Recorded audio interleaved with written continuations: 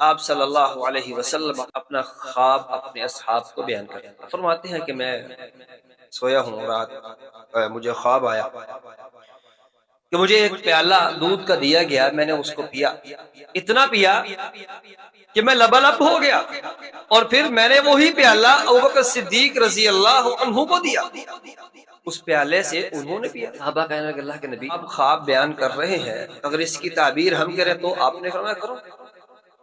صحابہ فرمانے کے اللہ کے نبی یہ جو پیالہ ہے نا، یہ علم ہے جو اللہ نے آپ کو دیا اور آپ کو مکمل بھر دیا، اور آپ کا جو علم ہے اس علم کے بعد اللہ نے وہ علم ابوبکر صدیق رضی اللہ عنہ کو دیا۔ تو رسول اللہ صلی اللہ علیہ وسلم ابوبکر صدیق رضی اللہ عنہ کے لیے